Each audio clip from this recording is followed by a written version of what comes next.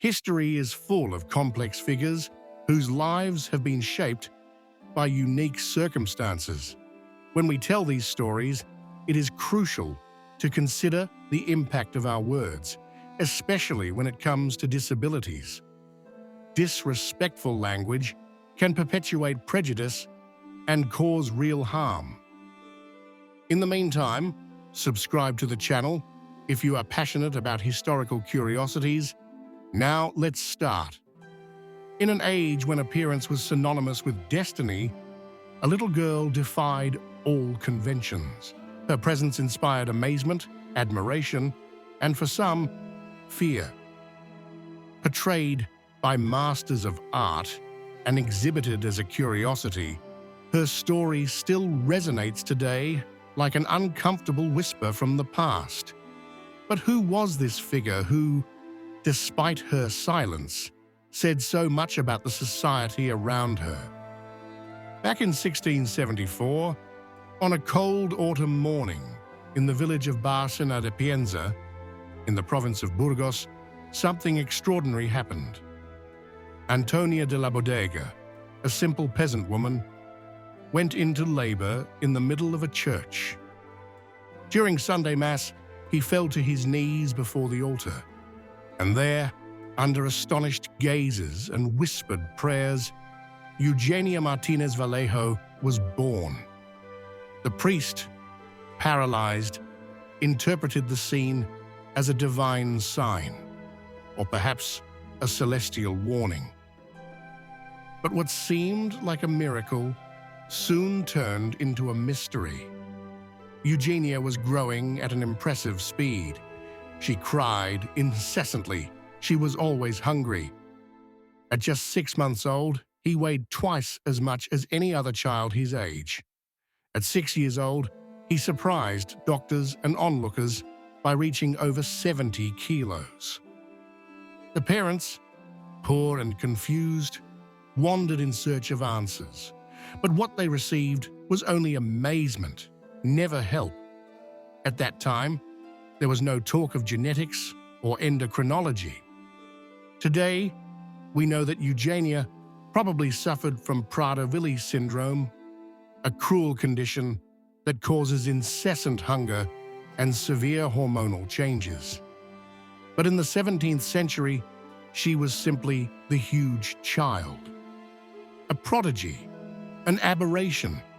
For many, a divine punishment. For her parents, simply their daughter. The year was 1680. Spain was ruled by Charles II, a monarch known for his physical and mental frailty, the result of centuries of consanguineous marriages in the Habsburg dynasty. At the court of Madrid, among golden tapestries and whispering corridors, there was a particular taste for what escaped the common. It was fashionable to collect human wonders. And so it was that the fame of little Eugenia reached the throne. Transported from the province of Burgos to the capital of the empire, she was welcomed with curiosity. The king ordered that she be included in the group of the so-called servientes de placer, a disturbing euphemism used to indicate dwarfs, people with deformities or unusual behavior, used as court entertainment. We didn't laugh with them, we laughed at them. Eugenia, with her imposing body and shy gaze, was exhibited at parties, balls, and banquets as an attraction. While still a child, she was dressed in sumptuous clothes. People laughed at her way of walking and commented on her appetite as if it were a joke. There were those who touched her just to feel what she looked like. She did not receive a salary. She was supported by the king's will, like a rare animal in a luxurious zoo. No one wondered what she felt. To the court, Eugenia was not a child. She was a creature. The famous court painter, Juan Carreño de Miranda, was commissioned to portray Eugenia in 2 separate works, La Monstrua Vestida and La Monstrua Desnuda. Both paintings, made around 1680, are notable examples of the Spanish Baroque. In the first, Eugenia appears in a red ornate dress with a serious expression and an imposing pose. In the second, she is depicted naked, covered with vine leaves and bunches of grapes, in an allusion to the god Bacchus. These works, now preserved at the Prado Museum in Madrid, reflect the vision of the time towards people with atypical physical conditions.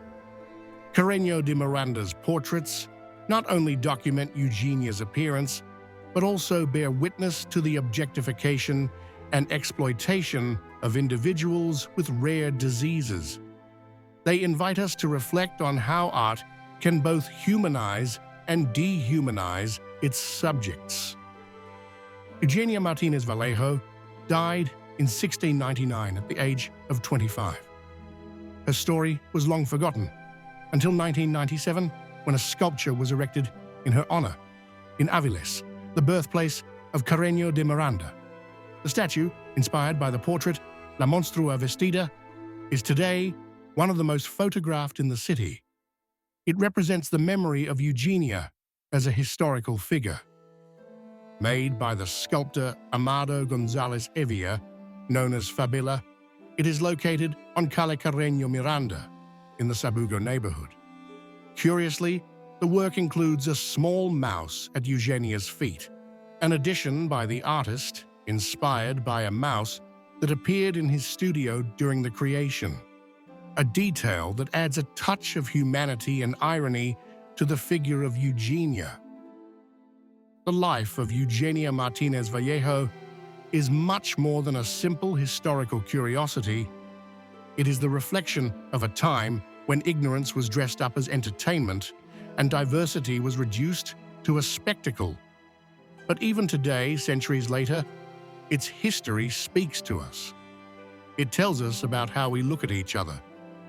It reminds us that behind every body, every face outside the box, there is a person, a life, a dignity. Eugenia had no voice in her time, but today we can listen to her.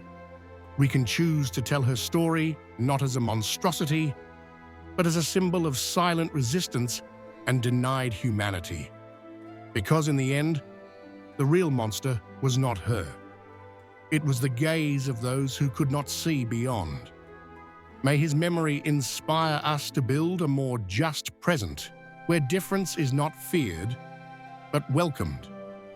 But now tell me honestly, if you had been exposed in a public square just for being different, would you have held your head high or asked for the lights to be turned off?